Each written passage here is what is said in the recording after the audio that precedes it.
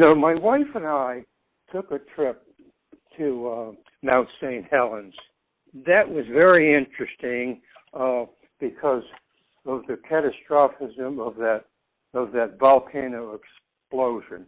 And it was intriguing to me, and I loved it, and I wanted to get more info. I went to the bookstore on site there, and asked the salesman, do you have any books on the Christian view of the Mount St. Helens explosion? And the person said, I'm sorry, sir, but we only have books by scientists. And that led me to a stray, and I said, what is that all about?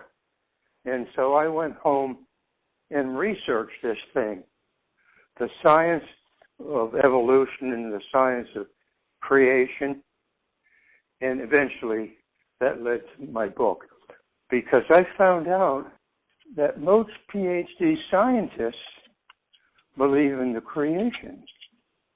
And actually there's 1,000 PhD scientists that believe in creation, and they write about it.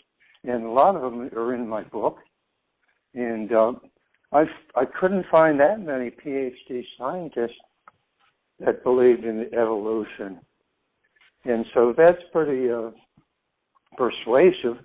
And I found so much persuasive information on the scientific level that evolution is just a faulty premise. You go through a lot of stuff, and I'm glad that you started with Mount St. Helens, because it's such a modern phenomenon that really changed the ecosystem a lot. What do you think are some of the scientific takeaways from Mount St. Helens that people are kind of keeping distant from their evolutionary argument? Well, one of the items is the item of this global flood. That is something that the evolutionists in their activities don't claim at all. They claim no flood. They claim chance and millions or billions of years maybe changed things, but that's not true. We believe in the Bible that says there was a global flood to almost basically destroy the earth. It created huge problems, created Grand Canyons, and everything else under the earth, over the earth, and that's why we have catastrophism that was actually displayed from Mount St. Helens. And we can see this kind of thing displayed now. There's actually 500 observations around the total world that there was a global flood.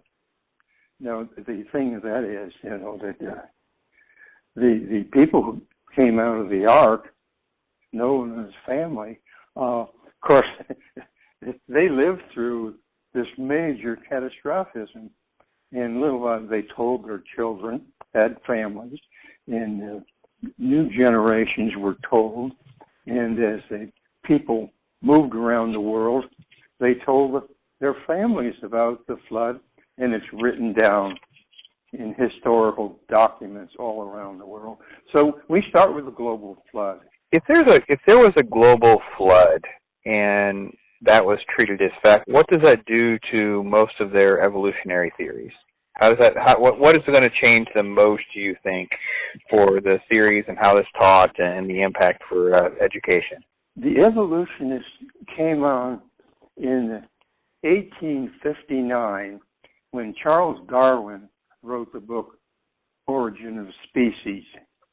And this was man came from apes. My goodness. And he said that everything, there was no flood.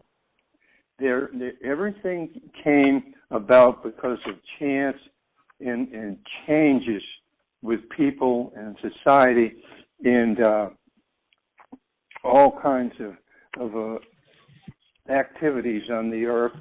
And he said that we are not subject to a God.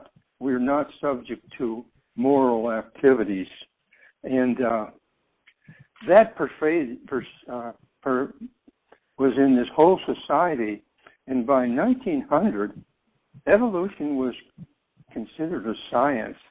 The devil had taken over from it, and by 1900, evolution is taught in the schools. But now the Lord is leading a little bit on the fight against this evolution activity, which has pervaded the schools and so forth, the teaching.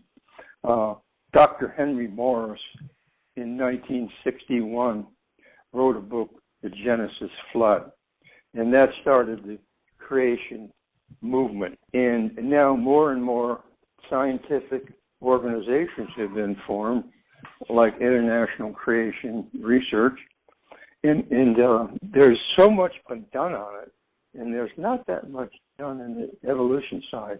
Evolution is a faith.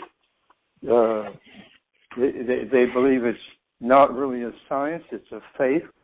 And now we understand that the devil is in it, and there are ties between evolution teaching in the schools, public schools, and social consequences of evolution teaching that are really killing our families and killing our society. We see the atheism, rise of unwed childbirth, drug abuse, all kinds of activity that's not quite right, social violence, and killing, actually. And I discovered that heroin use has increased from about 4% of the society in the United States up to 40% right now. So we've had this huge increase of heroin use and so forth. And now we have the unmarried births now above 40%, whereas there were hardly any unmarried births back in the 1940s. So these negative activities caused by kids being told there's no God, no moral activity required, and you can do your own thing, and we're doing our own thing, and that's why creationism is being fought right now. We're for our kids, we're for our country, and we want to see our whole psychology and culture changing. That's very important. Jay Schabacker is talking with us about scientific challenges to evolutionary theory and how these challenges affect religion, and really we're really diving deep into what a secular and godless world looks like on our culture and society.